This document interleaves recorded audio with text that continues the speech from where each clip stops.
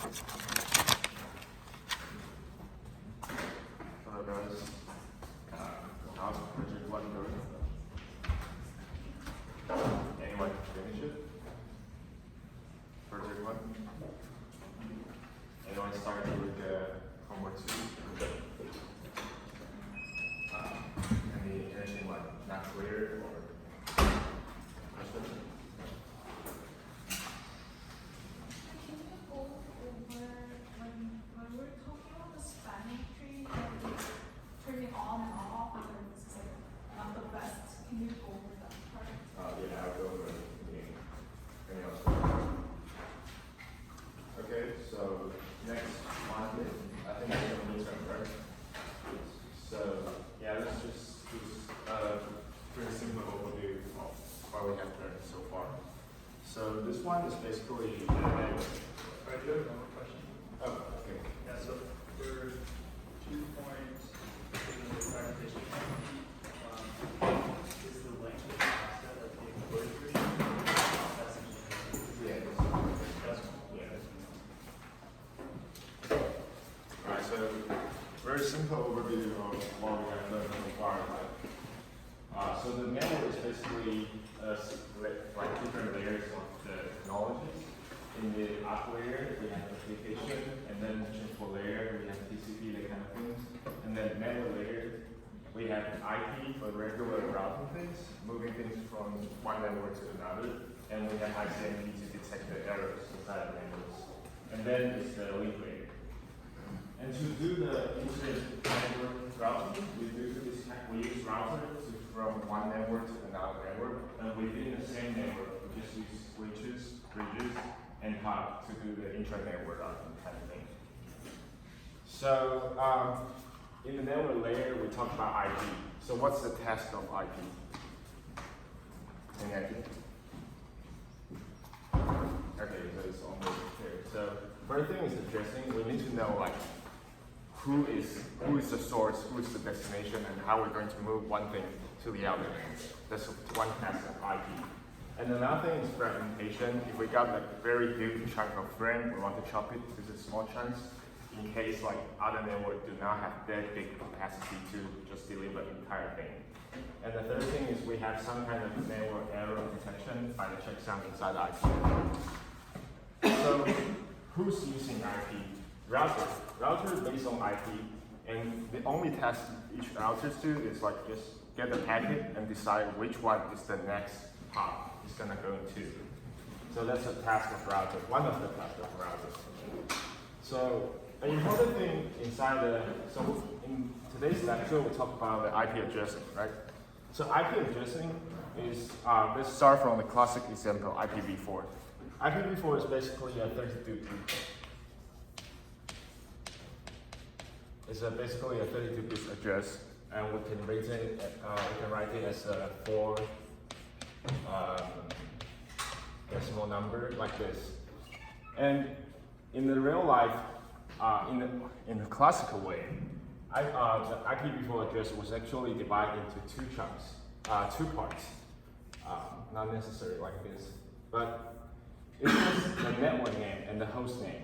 So to understand this, like we have different classes of IP in the, as we taught in the class, right?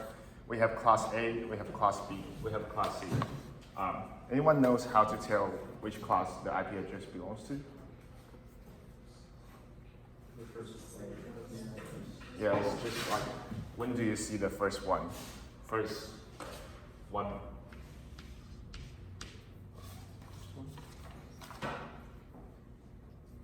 First year. So they give us constraint. So in classic IP network naming, we only have these 3 classes, and each of them just representing a fixed size house like this.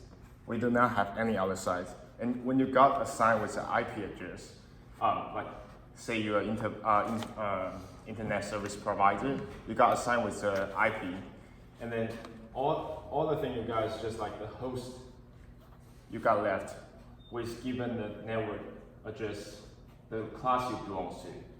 But that's gonna cause issue as we mentioned in class today. We're kind of running out of IP address. So to solve this problem, we got two solutions. The first solution is what we taught in class today is CIDR. Basically, the 32 bits name comes with the network mask, net mask, with it to tell the difference between different networks. And the other solution is just using IPv6 to get a very huge network name. So any question about this part? No question? Okay, cool.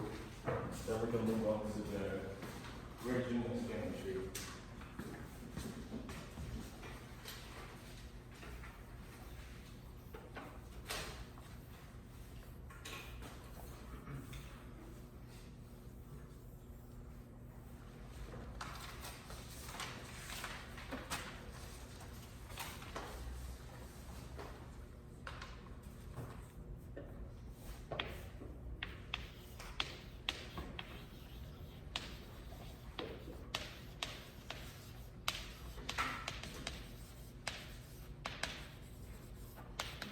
So why do we even need bridging? Why? Why don't we just use links? What does bridge give us? Any idea?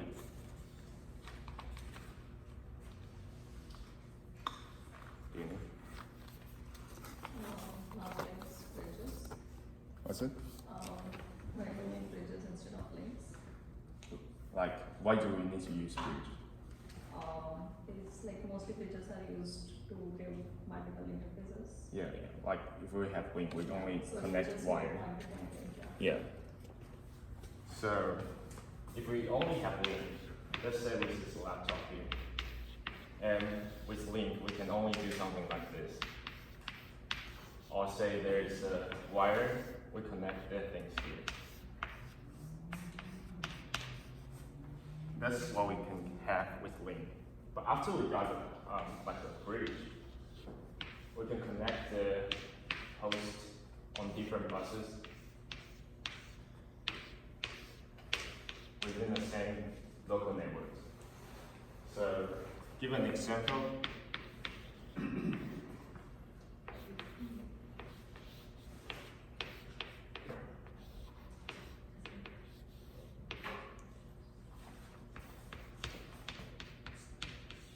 So let's say host H want to send the information to host A.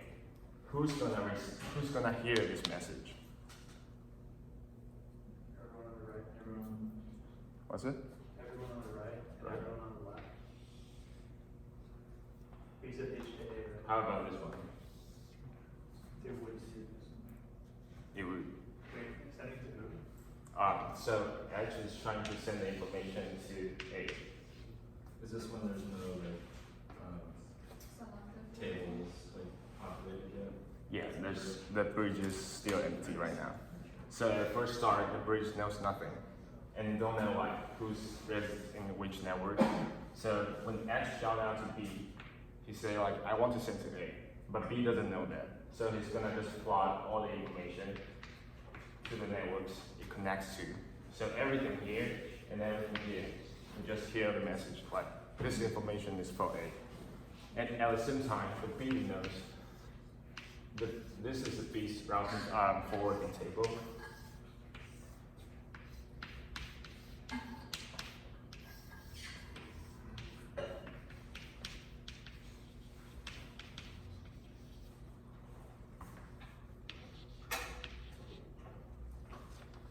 So after H send the information to say he wants to talk to A, B will guess that B will know like there's someone named H standing here, and the interface for it is just one.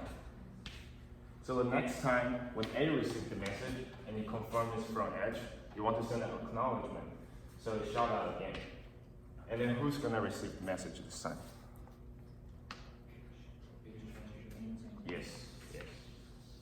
Since B has already learned that H is standing here by the previous communication, now it just selectively forwarding the message to the side. And it also learns A is standing on the interface tree. Yeah, so that's how learning bridge will work. What's the question? So when A sends a message to H, would B and C also hear it? What's it? Will B and C also hear the message that A sent? Yeah, they're sending the same byte, so they're supposed to hear it. But they're not necessary to process it. So DEF will hear from H, right? B, you mean here? Down here? So B has already learned H is standing on this side. So it chooses not to forward to this port, just forward to whatever it raises on. In the homework, we have a question that's like similar to this. Yeah. Are we, like on those kinds of questions, are we supposed to assume that the receiver sends an acknowledgement? Or No. If I explicitly say there's another message, like acknowledgement from one side to the other, then you do it. okay, because the question just says like Just one message, and one way. Yeah. just one line. Just one way. So that's basically how learning bridges work. Any other question? When do we know that host A needs to use interface 3? So when A says, I just proposed the second step. A sends an acknowledgement, say he wants us to acknowledge the things from Edge. And then B receives the message and then A sends it. So that's basically about the learning bridge.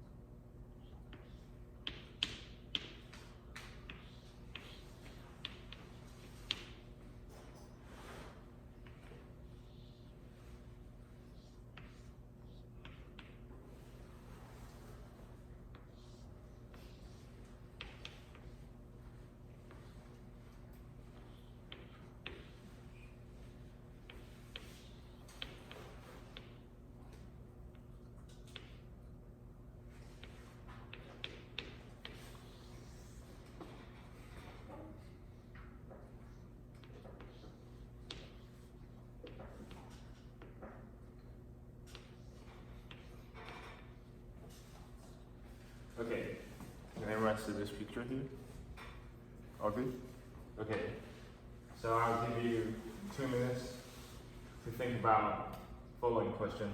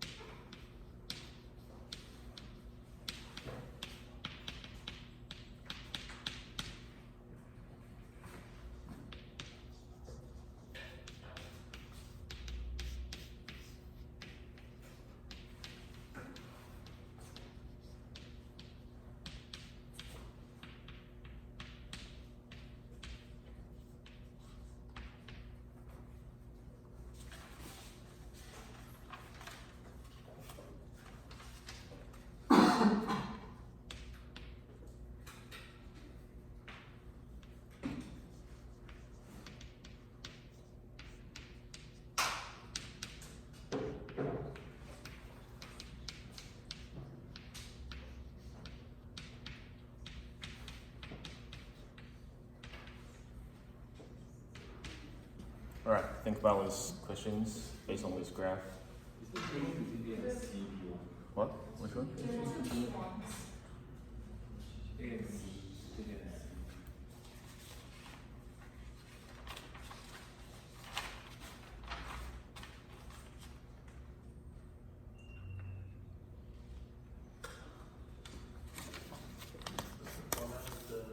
All right.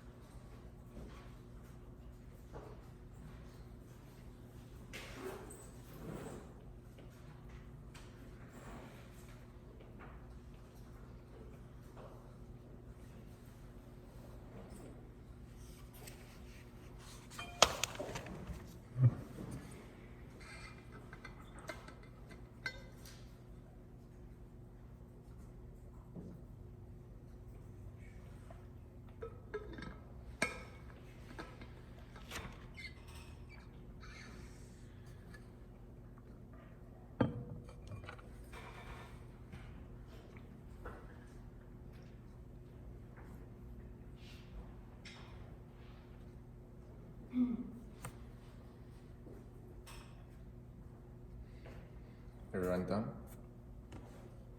Not yet. Alright, 1 more minute.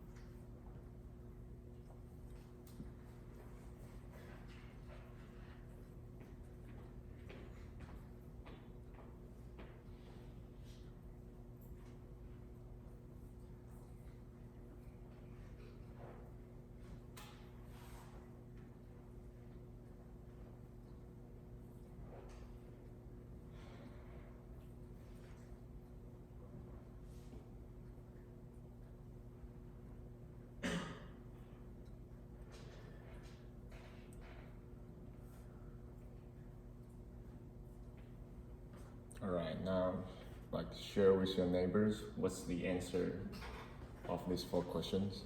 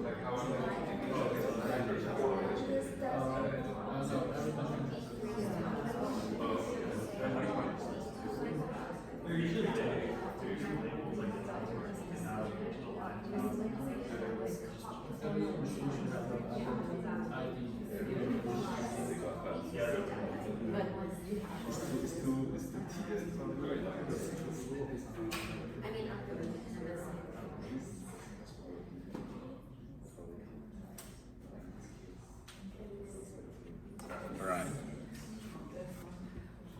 So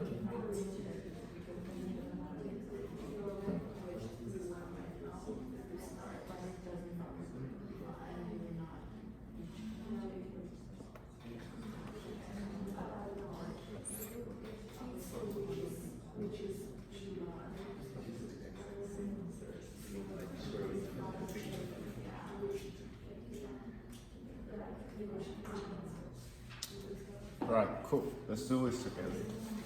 So, who's the root? You want? 3 points. How about this one? 5. 0, B5, 0, B5. Yeah, because initially, I think this is the root. And what was the information at the end he sent out?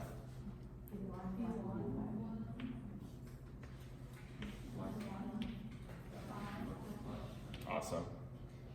So how about this one? It's kind of hard to describe it here, right? So let's do it together. So for this kind of question, at the end, it would just be a spanning tree starting from a root we just spotted, right? So we can firstly spanning out this one checked, this one checked, this one checked. And then this one, we still don't know. So let's one step forward. So that we can look at this one first, because it got the lowest ID.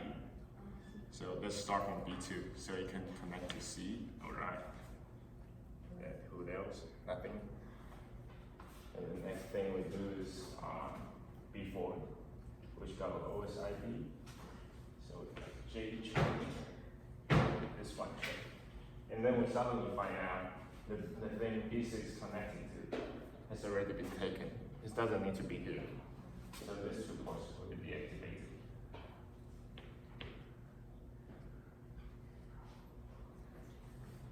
And after we check the B4, we go back to see B5. This one is done. So why didn't we check B3 first? What? Why didn't we check B3 first? It's because it's one step further. So we're doing kind of like BFS in this step. We step on one step first, and then we land on this difference, which has distance 1 away from the root. And then we're going one step forward, we land on 3. And before we land on 3, all the network it has connecting to has been taken. So we just deactivate this. And what would happen if like B4 and B6 were like opposite? Like B6 would be there and B4 would be there. We would probably cut B4 then, right? Yeah, let's take a look.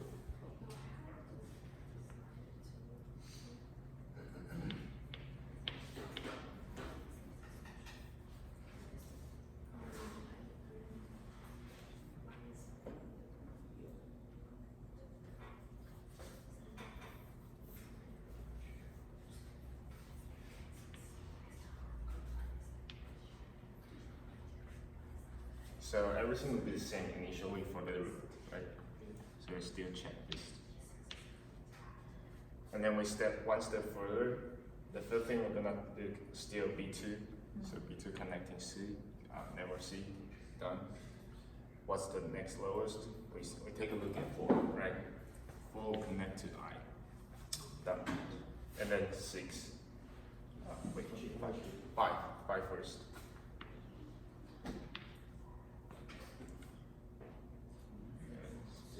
This one got deactivated too. And let's take a look at C, B6. So we got this one. But this port will be deactivated because it's useless. The network connecting to has been already taken by B4. So it depends on the number, not. Yeah, it depends on the number. Like the lowest number got high privilege in the process of searching. So basically, just BFS spanning out from the root. Any other question on this? I have one more question. Which steps do we find the root? Like, how should we take the steps? Like, I can see here clearly that B1 is the root, but how? Like, when it's more complicated, I mean.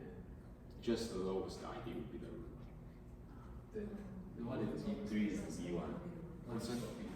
Then we start the search process from B. Isn't it B1 because it has like the most connections?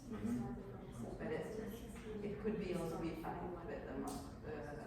Yeah, but in this algorithm, we just take the one with lowest ID as the highest privilege as the root. And when there is a tie, we're always dealing with those with higher privilege first. So if B1 had only 2 connections, would it We be? still treat it as a root. Okay. It's just, So if we switch the position of B1 and B3, the root would still be B1. yes, And always the one with the lowest ID. ports that would be deactivated would be different. Probably, I haven't go through that, but it should be different since B1 got explored first. Any other question on this? Okay, so, Kira. So when do you decide to activate the What was it? B3? When do you how do you decide? So after we explore B5, we have already checked the network A, right? Yeah. And one step before, when I check B2, C has already been taken. So all the 2 network it connecting to is now has been already taken, and there's no need to have the ports there. We just deactivated temporarily. There might be things happen like the root is deactivated, and then we need to rerun the search again. How does, yes, how does it get deactivated? Broken down. Oh, like that, we don't deactivate it, because, Not human deactivated, it's just broken. Can you quickly repeat the order that you did like the BFS from B1? So starting from B1, Yeah, and so then when- check all the thing around it. Yeah. What order did you do that in? So B1 first, and then one step further, take a look at the lowest ID around it, and then next thing will be this one, 4, right? And then 5, this one, and then this one has been already taken. Okay, so you just visited B3 last because it was like an additional like One step further, yeah. Okay. Audrey? So even if B3 or B1, let's say swapped, B1 will be the root regardless. Yes, no matter how poorly connected it Even is. if it's not the most interconnected net. Okay. Let's say like in the case B1 stands here, and this one is B7, here is still a root. It's just a root. So yeah, so you really need to consider how you align these bridges when you design a network topology, because it's gonna be very bad if we have a bridge with lowest ID out far in some place. So for that question, how will you know what parts are deactivated if you want to need to make into A? And So you rerun the entire process again to see, yeah, just be easy.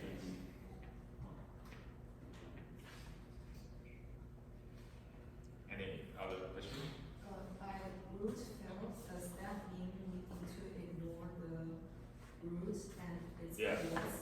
In the previous case, it's just like this, and then this network kind of broken down a little bit. But since we have this one here, so we still can do it in the previous step. Because deactivate in the previous question is just like we treat it as non-exist, but it actually is there. We just do not forward to that position. Can you get it? Still confused? So in this new tree, Mhm. how do we still need to consider the disconnected ones? Like the lane G and I and H. Yeah, so it's actually really disconnected into the upper and lower parts. Because there's no way to talk to each other when the root bridge has broken down. So is there still one root, one root? Yes, this case is special. There's 2 roots Oh. in each local network. Then together form an entire local network. Can we manually add to it any like connect bridge? Like if there's that situation, like B1 is B1 is like maybe somewhere far away, but it's like has the lowest ID, so it gets all the kind of priority. But we don't want that happen because it's not like working well. So can we manually like take that off and Yeah, so this step task of network engineer. They need to decide who stands in what position. If it's like kind of high priority, we just put it in the more traffic-centric place. But what if like you're like maybe there's B1 has already exist, so you need more priority, so you need a lower number than what, but there's. Then that's a historical issue. We might need to buy new equipment, that kind of thing. That's another story. Then you need to like reorganize the entire quote. Yeah. Yeah. Any question in the homework? So previously when we had the line between B3 and A disabled, or B3 and anything disabled, when we remove the root, what triggers B3 to know to transport back up? So as you can see, like the information is always sending out to the neighbors to talk about who I treat as a root currently and what's my distance from it for all right? So suddenly B1 stops sending out this message and the neighbor knows it dies. That's the time like even more information got sent out. So once B1 has disappeared from his neighbor's site, they kind of realize, okay, we're back to the original kind of situation there. So I start to treat myself as a root and then start to converge again. Question? Okay. So it doesn't really deactivate its ports, it just deactivates them for the host. But it Just still treat exists. it, not, just decide not to go in this way. Okay, just not forward. Mm-hmm. Alright, so come to me if you have any further question about this or just anything, yeah. Do you have something to say?